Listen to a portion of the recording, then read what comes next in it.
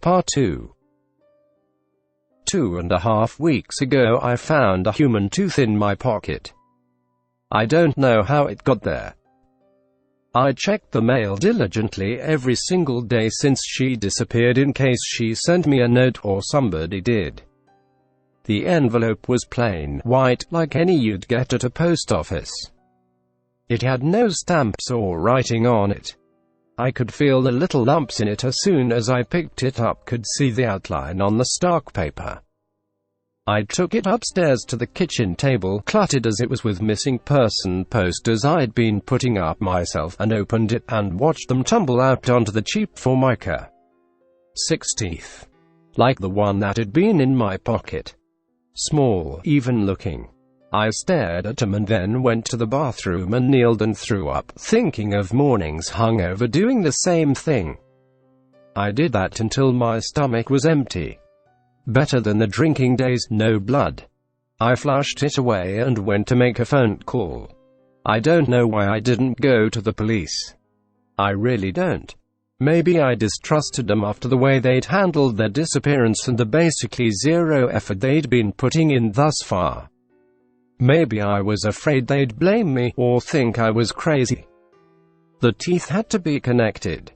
They had to be. The same night I find one in my pocket, she disappears. A week later, I get an envelope with half of somebody's enamel in it. 1 + 1 = 2. I knew that much. Instead of calling the cops, I rang up one of Kelly's friends, who rang up another and another until I got put into contact with a dentistry student she was acquainted with. He was a nice guy. I'd actually met him at some party she'd taken me to once, for the brief time we were together when I was still off the wagon. He hadn't seen me blind, thank God. I met with him at the university, at some lab room with big long tables and microscopes and equipment that looked like something a torturer in medieval times would use, and he spread the teeth out on a white sheet and he looked at them. "You say you found these in your backyard?" "Yeah," I said, and realized I was sweating. I wiped my brow, wishing we could be doing this at Charlie's or the Thorn Bush or the Night Call or any of the bars I used to call my second home. Or that I could at least smoke in this fucking building. In the backyard. I was just curious as to what they were, if they were, like, human or whatever. You know. Right. I wondered if he knew about Kelly and dismissed the thought. The cops had been keeping it quiet, it wasn't plastered all over the news or anything, and he would have asked me about it in connection to this weird request if he'd known. Then again, why did I care? Why did I feel so odd and suspicious? "Well," he went on, "these are definitely human teeth. Jesus Christ. Don't worry, it's odd, but they don't look damaged or anything, like I wouldn't say they came out of someone's mouth as a result of trauma." He picked one up with a pair of very thin tongs. No abrasions. But no pulp or anything either. It's like they were grown in a lab or something. They're pretty pristine, if a little yellowed, but that's only natural if they were outside. I'd say they came out of the mouth naturally. Might be somebody's kid's teeth. You know how some parents hold on to them after they do business with the tooth fairy. What did I say? I stared at him. Something was rising in me and I swallowed against it. "You say these are kids' teeth?" He nodded. "Oh, yes," he said. "Definitely. Baby teeth." There wasn't much more he could tell me. I thanked him and took my teeth with me, and in the parking lot I threw up as discreetly as I could beside my car. When I looked up over the hood, at the edge of the parking lot beside the busy freeway the university stood beside, I could see that figure again. Dark loose pants, a hoodie, the hood up. They stood against the falling sun and were in shadow. They were still. They were staring at me. Noise filled my head. Like a million animals screaming at once. Cats, dogs, birds, a menagerie, and I clasped my hands to the side of my head and screamed myself, trying to blot it out, my eyes closed, heart hammering. I heard running footsteps and my eyes clenched shut tighter, and I kept thinking, as long as I don't see it coming, maybe it won't hurt as much. The footsteps got louder and louder, in tune with the screams, and then it all stopped. I opened my eyes. There was nothing, no one, except a few students staring at me beside the car. I got into my mind without looking at him again, started and drove out of there. My knuckles were bone white tight against the steering wheel. I went to a meeting that night. All familiar faces, no strangers, no hooded figures making noise in my head. I tried to make sense of what had happened to me, but how could I? It did occur to me that I might be in the middle of some sort of nervous breakdown. I'd certainly exhibited behavior like this when I was drinking, delusional, paranoid, upset. But never hallucinations, even in all my blackouts and bar fights. I'd imagined insults, but only out of words truly spoken and twisted by my diseased brain. When I got home that night, I resolved to call a psychiatrist in the morning. I texted my boss, told him I wasn't coming in the next day. He had a vague idea something was happening with me and didn't press it, for which I was eternally grateful. Then I took a bath and smoked a cigarette and made myself listen to reason, stay sober, stay alert, don't pay attention to this nonsense. Your brain is trying to hurt you. See a doctor, see what they say, go from there. Easy. Then I saw her in the bathroom doorway. Kelly. She looked like she always had, but different.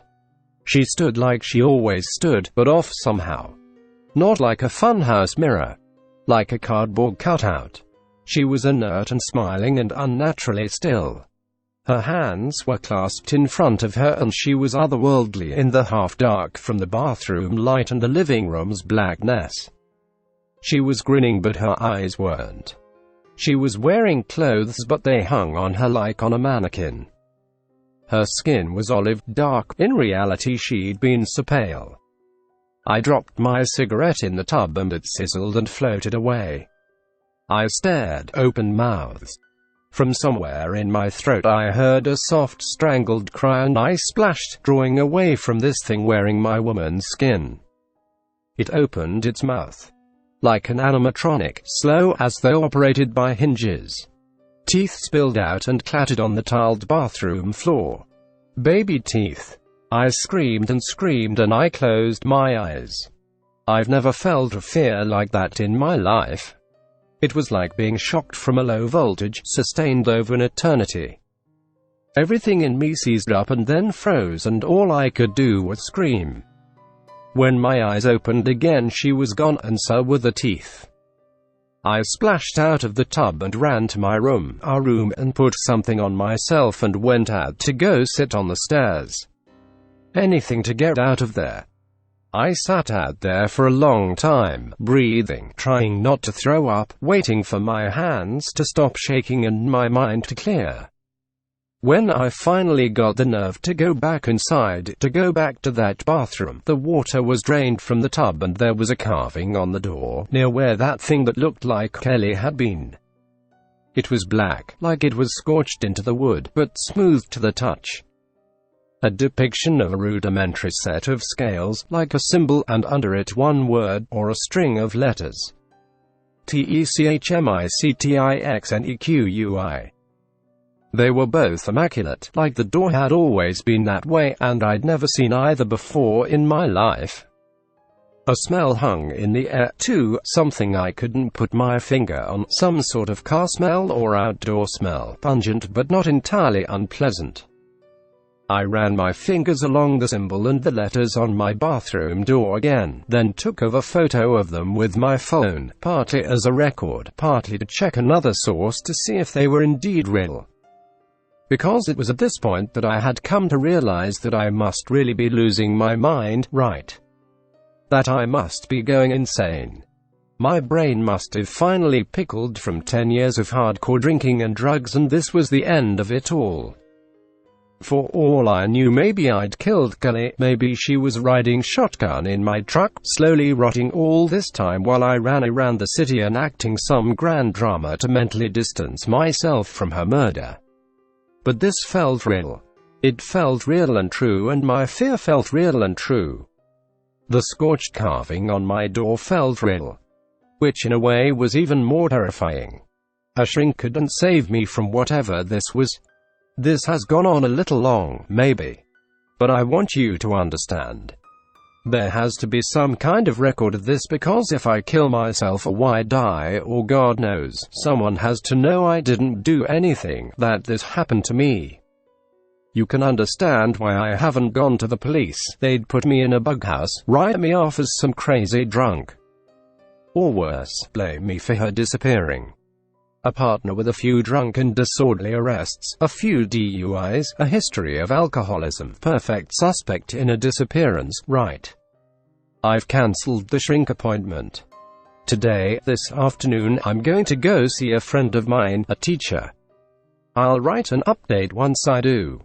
He teaches history and may know what that symbol is all about.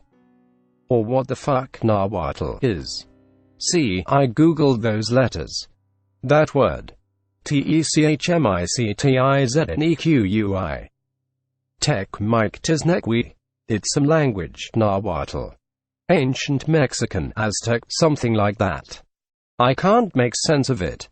According to Google, it means, he will destroy US. Thanks for watching. Subscribe for more Reddit content.